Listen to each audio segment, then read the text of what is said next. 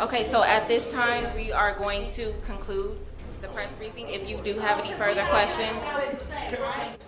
He has nothing else to say. 27 years, what you've reviewed so far, was this excessive? This will be the last question I'm going to answer.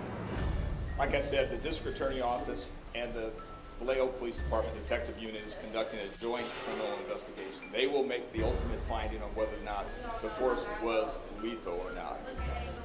Additionally, our internal affairs unit will be conducting an administrative review of what happened.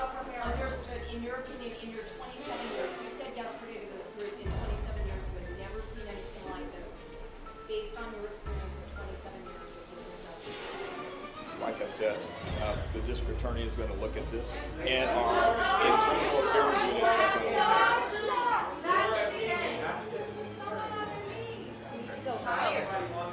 it. We thank you for your time. We thank you for attending this press briefing. At this time, we're going to conclude it. And if you have any further questions, you can contact me on the Vallejo PIO platform. Thank you.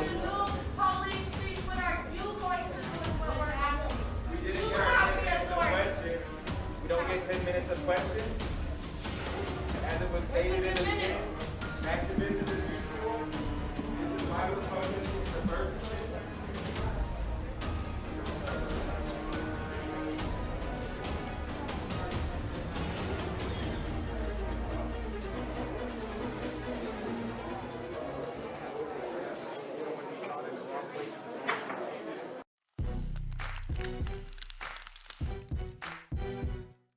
Back on VPD on trial.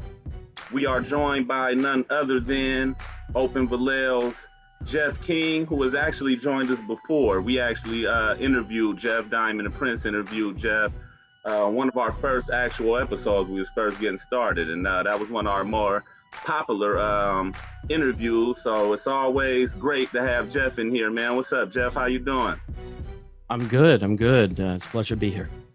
Yeah, man. Me and Geoff been, talking and communicating, and like I said, I wanted to get him in here while we was putting VPD on trial because Geoff and Brian and everybody over at Open Vallejo, man, has been doing such extraordinary work, man, with all of getting the information out there and kind of pulling the sheet off of the wolf, if you will say, man. You guys been just exposing, man, getting everything out there, man, and the truth is the truth, man. So if it hurt, it hurt. But, that's what we here for. So, man, I just wanted to bring you in to help me out, man. And, help me get the information out to the people and try to figure out where we need to go, man, with this fight.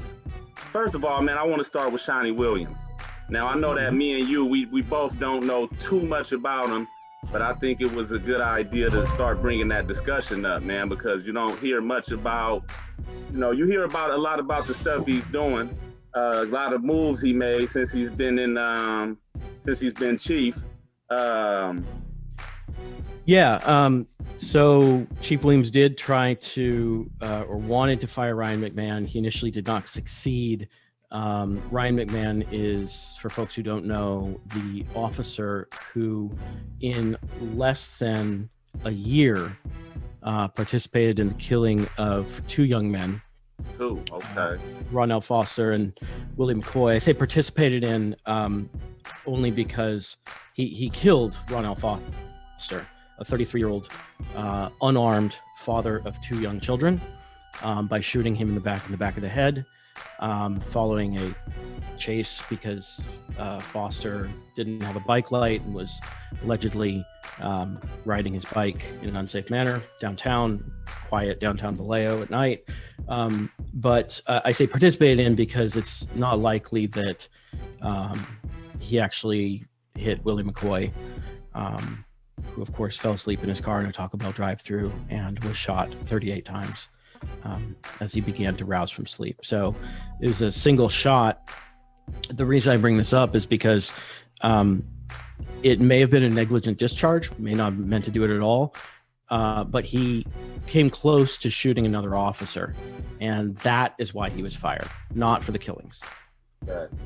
And that's what we was covering. I even brought it up earlier. I was wondering if they were able to fire McMahon for firing his weapon within the line of a police officer, why isn't Jared Time kind of held on that same ground, being that he fired from the back seat over the shoulder of another police officer? I try not to speculate too much. I will say that killing in which yet another unarmed man of color was killed in Vallejo without really getting a chance to even surrender. In June of this year, Sean Monterosa. That is a more recent shooting, and that there is an administrative investigation. Sort of remains to be seen who's going to be doing the criminal investigation, if there is one. The DA recused, Right. We don't tried know to recuse. what's going on with her, right? Yeah, so I don't know. I mean, yeah, the even a suppressed rifle too is going to be loud at that. Exactly. Yeah, I mean, it's dangerous. Right. So yeah, so back to Shani Williams. Okay, I just wanted to get that out the way because I'm kind of trying to figure out, I'm trying to figure out the guy a little bit, and all I could go off is his actions so far and some of the decisions he made. So help us break down for the fan viewers, man, what the public safety emergency or the declaration that he got passed over, what is that about, man? The public safety emergency is at its core a way of consolidating power in the city manager and, relatively speaking, weakening the power of the Vallejo Police Officers Association, the union, which has been incredibly powerful politically and culturally in Vallejo for a very, very long time. And so that's sort of the gist of it. It affords the ability to kind of go around the union in hiring and some other ways. And they're using that to full effect in that the city is looking to hire, or has hired, 2 now deputy chiefs at a cost of, I believe, over $1 million. Damn, is that much? Yeah. They are making, I think it's around $500,000 each a year. So the thing in Vallejo is that the salaries are actually really quite good for police. I know they complain about it a lot, but yeah, that's what I was about to say. They always complain about being underpaid and so whatever.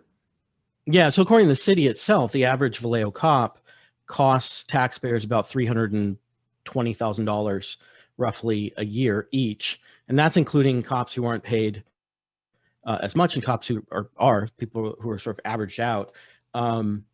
But in Vallejo, the benefits in particular are really, really good, really expensive, really some of the most generous funding, particularly compared to tax base, people's ability to pay for those services or those benefits around, really.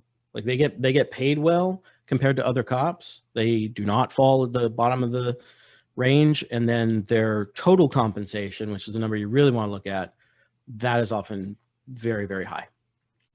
Man, that's funny you said that, man, because in some of the research I've been doing and reading up on things, that's one of their main excuses is that they're underpaid, they're overworked, they don't have adequate facilities, to do their job properly, all this and that. But that sounds like a pretty decent wage to me, man. So it sounds like that might be more of a chess move kind of thing, more or less than a play on police reform, then, huh? The declaration. Yeah, I mean, it certainly gives additional powers to the city manager as well around that in terms of sort of discipline and freezing out the VPOA a little bit, but they've pledged to go to court on or file grievances on every single thing, and so how much that's going to create efficiencies, I don't know. I think it remains to be seen. And what we do know is that the VPOA filed for an initial temporary restraining order and lost. So the city was able to move forward kind of generally with the public safety emergency declaration. Because the VPOA, they're like totally against that idea, right? Yeah, They feel because like they it's want to power maintain play or something control. like that. Yeah. Yeah. So one of the things it does is it consolidates the city manager's power over the department, and so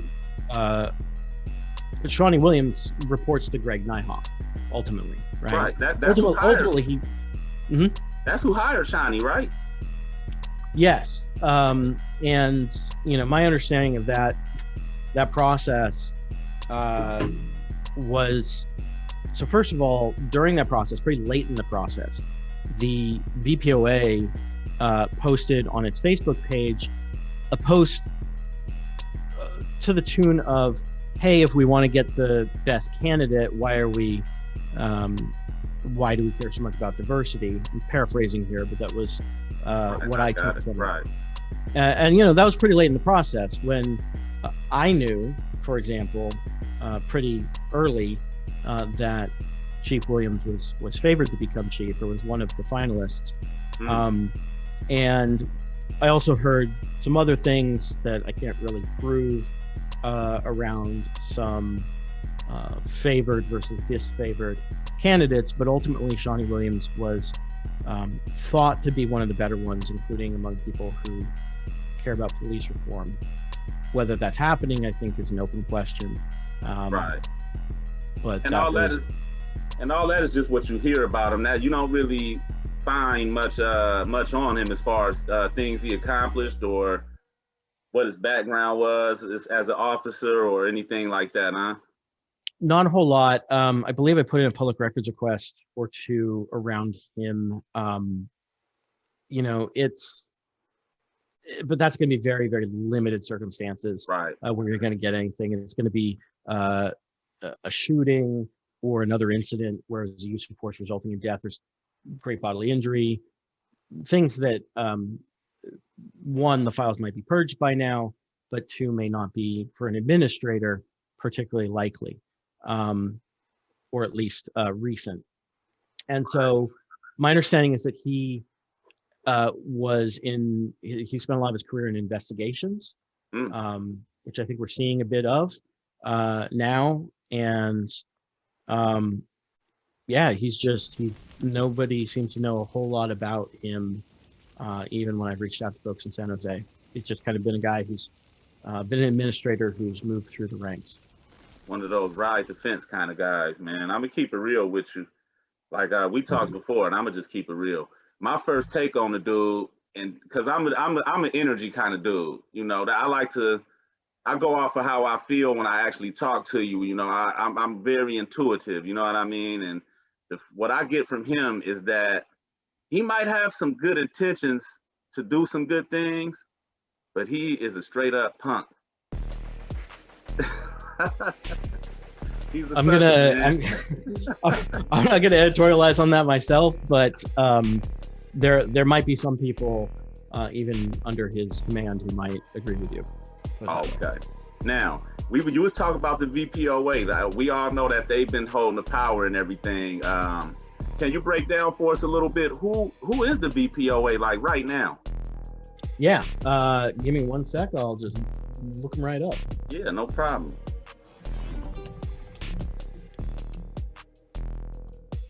The Vallejo Police.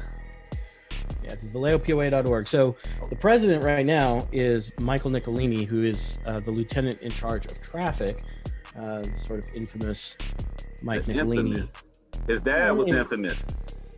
Yeah, well, and his dad hired him. Mike Nicolini got 2 sustained use of force complaints in less than a year in Oakland, and then all of a sudden came here while his dad was chief, hired him on. He's been involved in some similar controversies. I mean, basically, the things in Oakland were him using force against young men of color. Wow. Like one was a sideshow, another was another traffic stop, and so sort of reminiscent of what happened to Carlos Yesca's early last year. So Mike Nicolini is the president. The president was Matt Mustard for about a decade. He's a detective. I remember that name. Yeah.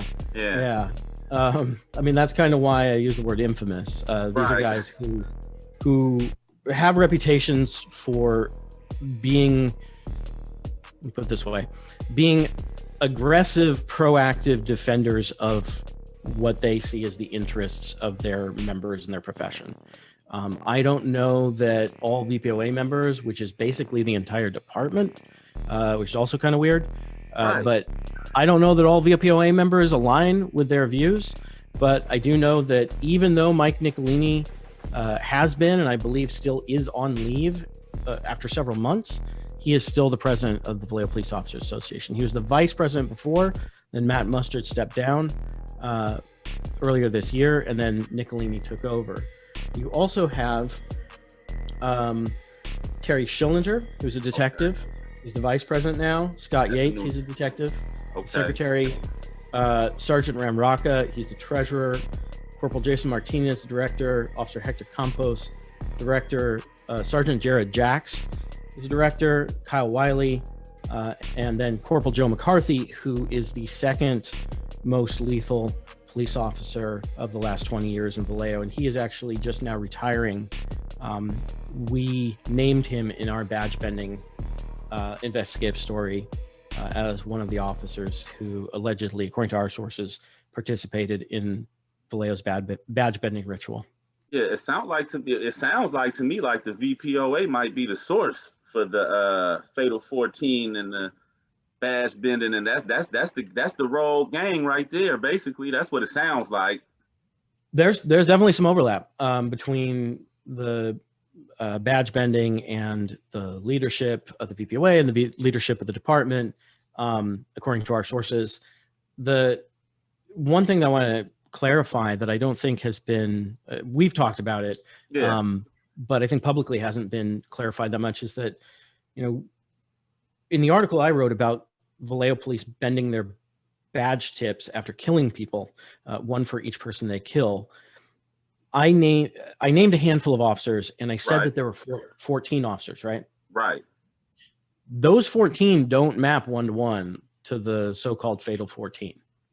The Fatal 14 is, I believe, taken from an NBC News investigation from last year. But there is, I think, less than 50% overlap between the Fatal 14 that people know and then the 14 officers, some of whom we named. Right. Yeah. Wow. And it's a larger number than 14, but we were being really conservative about, what we could prove and publish. So And we do know that that's confirmed that the badge bending thing happened, right? A couple days after we reported it, and there were a very small handful of folks who were trying to deny it. People like Steve Darden, who was a sergeant, who Shawnee Williams promoted to lieutenant, and wore a visibly bent badge in his honor guard uniform to Chief Williams' swearing in. And I just see him on YouTube slamming somebody or something like that. Like they responded to a call late. The guy was irritated and was like, "Man, I've been robbed or something, and I called you guys 2 hours ago." And he was getting all aggressive, and he was like, "Oh, I'm a veteran, dude. I need my respect." And Darden, like in one move, put him on top of his neck some kind of way, and was like, "Oh, I'm a Marine." And I know Darden from way back, so yeah. We just was listening to his rap songs and stuff on the page. How'd that go? I can't listen to it, but Prince and Diamond, they had fun with it and reviewed it and stuff like that, and their response and reaction was what I imagined it would be. It sucked. And since we on that topic, let me just put that out there too. That Mac Dre, rest in peace, Mac Dre, had a history with OG Nicolini. He used to mention Nicolini by name, and that's how I know about the Nicolinis, is from actually listening to Mac Dre songs. Man, you punk police, I'm not the savage beast. You labeled us a ruthless G-A-N-G, but the biggest gangsters are on the VPG.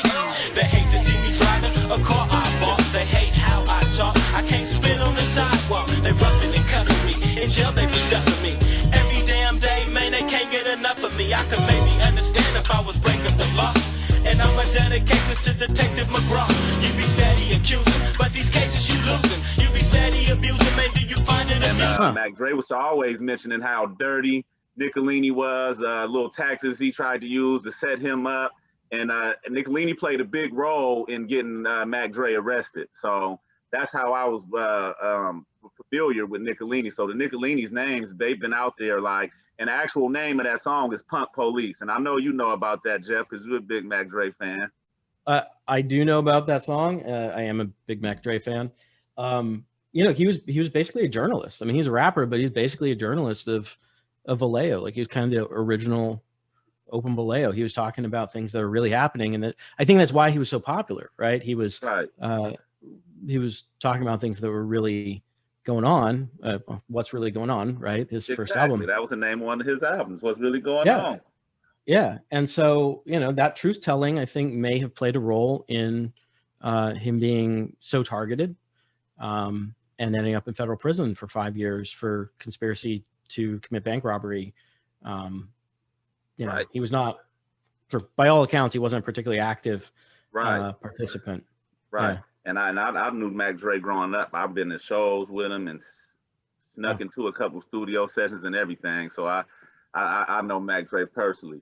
But yeah, and the thing is, people like Mac Dre. I tell people all the time, it's people like them and listening to music like that actually is what helped encourage things like Open VALLEJO or encourage stuff like F.AM. Because when I grew up, I listened to the Public Enemies, the Ice Cubes, the the Fuck the Police, the Pump Police, the all that shit, man. You know, that was a way of life. You know what I mean? And that was just a part of me to like always be somebody that's gonna stand up for the truth.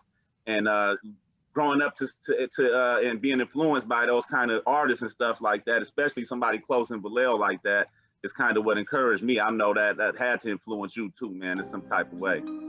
Yeah, I actually want to give a lot of credit to Mr. Kleining, my 5th grade teacher at Federal Terrace, who we were doing an exercise, a unit on the Constitution, and a thing on the First Amendment. I was like 11, I think, and he had us read the First Amendment, and then he had us look at it was actually Cop Killer, the song "Cop Killer" by Body Count.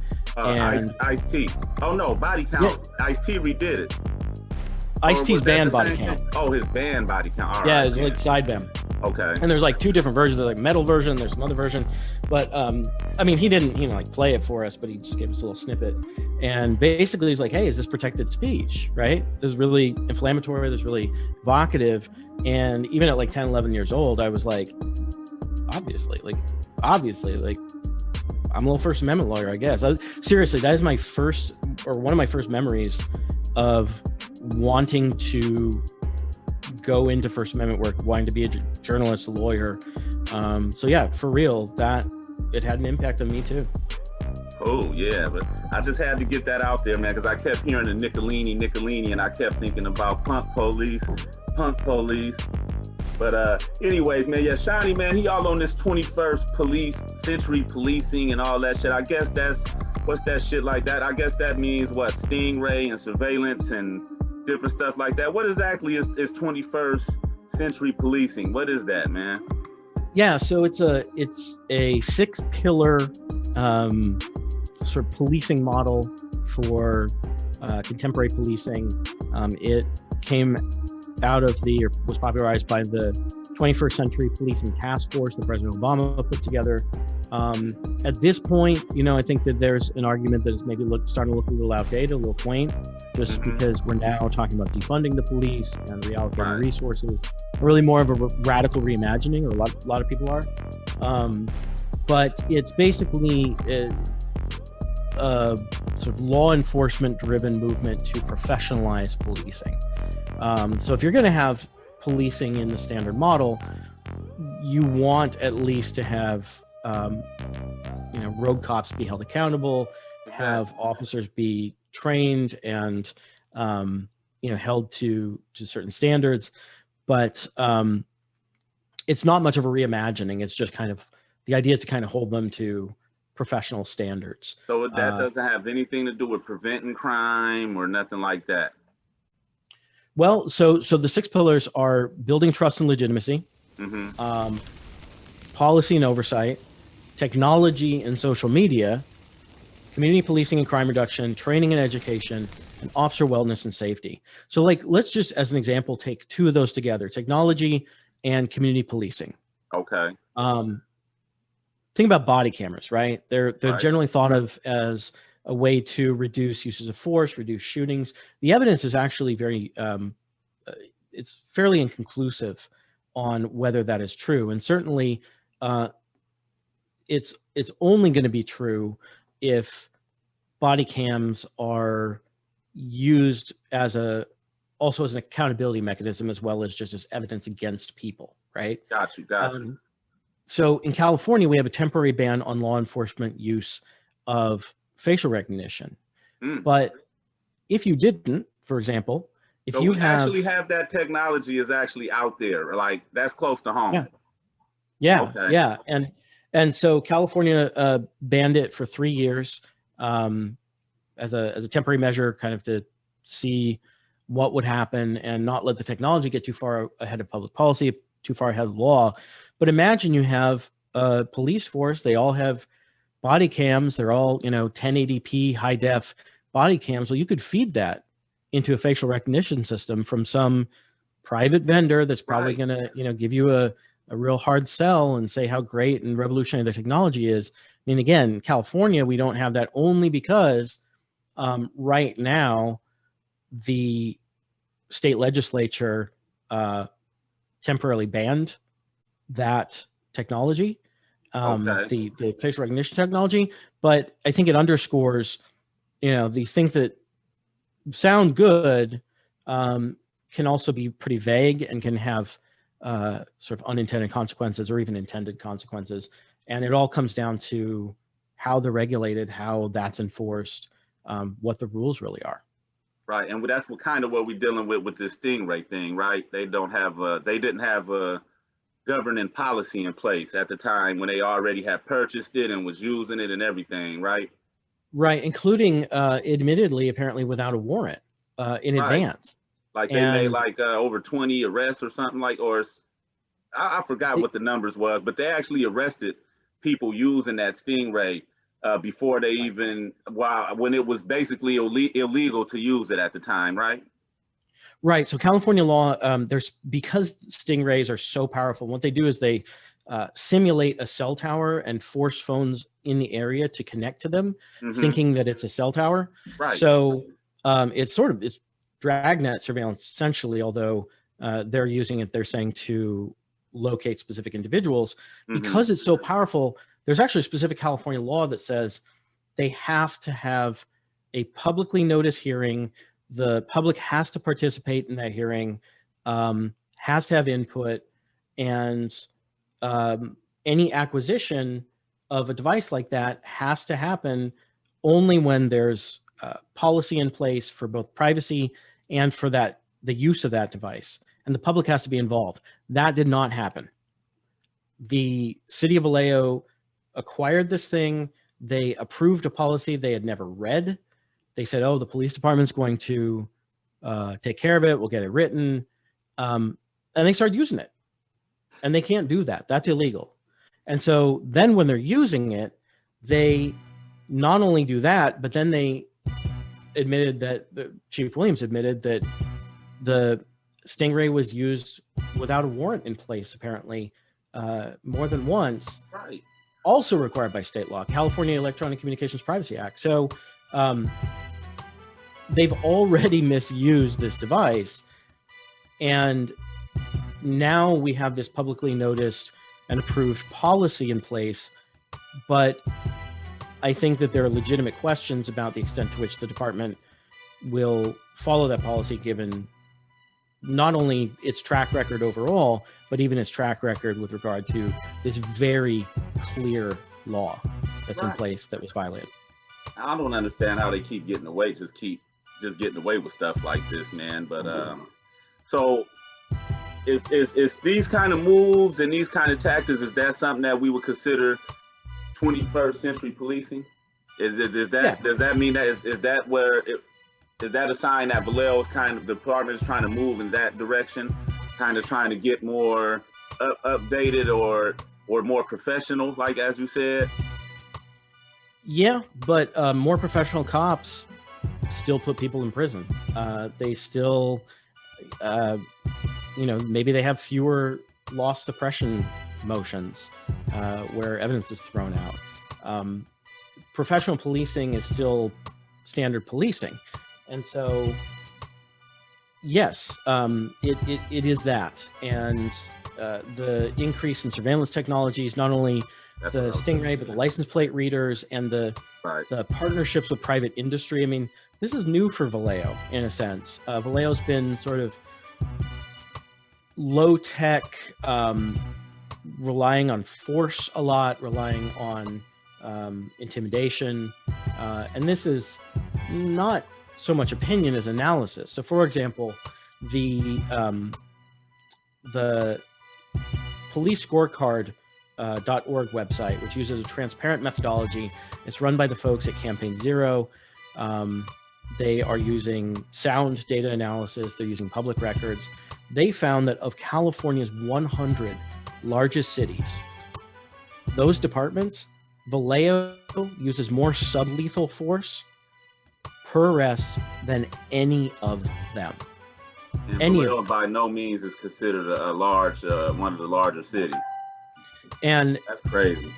I mean, that's not going to come to anybody's a surprise, I think. But when you look at the statistics, it's off the charts. When you look at the number of shootings, it's off the charts. And so that's sort of what Vallejo has relied on in the past. Now they're getting these incredibly sophisticated surveillance technologies that until recently were essentially military technologies. And a little after that, it was just federal law enforcement agencies that had them. And it's just getting cheaper and they're trickling down. That's what I was not going to that ask. cheap. That brings me to what I was going to ask you next, because we hear a lot about the police department being underfunded. Where are these funds coming from? How are they able to just keep going and just spending all this money and getting all these new toys? So, I did kind of misspeak. Excuse me. The idea that that these things get cheaper, I sort of mean that in the broadest sense possible. Right. That it's no longer just. Right, I hear you on that. Yeah. But It's still, no longer like special forces teams. Right, but they did say they spent like what $750,000 million on the Stingray. They spent what almost $3,000 a piece on these license plate camera readers or whatever. Like, where are these funds coming from? If they're so under, how are they paying for this stuff? So the Stingray is a great example. It's $766,000, and it was purchased, again, illegally, but it was purchased really as the COVID-19 pandemic was starting to ramp up. There are negotiations going on probably right now between police departments, POAs, cities about how to adjust to these changing budget realities, right? State workers are taking a cut, and they're doing so semi-willingly and doing their part and suffering for it. Other cities are doing that. Vallejo purchased a $750,000 powerful surveillance device for a small city with a small department, and $400,000 of that straight out of the general fund. And see, that's what's crazy to me, man, because they talk a lot about first of all, the professionalism shit for me is out the window, man. It's already evident that the Vallejo Police Department is totally unprofessional. They're totally a liability. It was at a point, I'm not sure now, but I do remember it was a point where the insurance company even fucking dropped them. Like, they didn't even want to deal with their bullshit. They got all these— After 31 years. Yeah, they got all these settlements on the line, man, all these that they got to pay and all these lawsuits and stuff. And I mean, come on, man, it ain't go, and you still expecting them to be able to— I don't get that. But my thing for this is this. For me, myself personally, I feel like police's job is not to prevent crime. First of all, their job is more than anything is to respond to crime after crime has happened. So if you want to prevent crime, you have to put some money into, keeping the community, the kids and stuff, giving them some resources and some stuff to do. Because that's why all this crime and stuff in Vallejo was going on. When we grew up, you know, it was a little of this and that going on, but we had stuff. We had the boys club. We had, you know, the sports and little league was going pretty good. You know, the education wasn't the best, but you know, we had a little bit of something. We had things to do. Now that all that shit has been stripped away, man, there's more guns on the street. And like I tell people, I know personally, man, I done seen, they took the books and stuff out of school, brought the guns and the dope in, and it basically encouraged the crime, you know, but it all makes sense to me because all this money and all the funding is getting funneled some type of way through the police. So why would we want to prevent crime if that's what our city is thriving on? How you feel about that, man?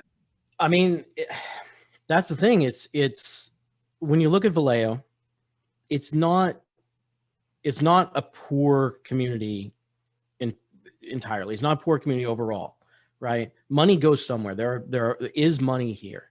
But even if you just look at how the money is used by the city council, $750,000 surveillance device, that is pretty unusual for a city this size to purchase. $750,000 can go a long way. There are 24 or so federal civil rights lawsuits pending. The city predicts a total liability just for those alone of at least $50 million.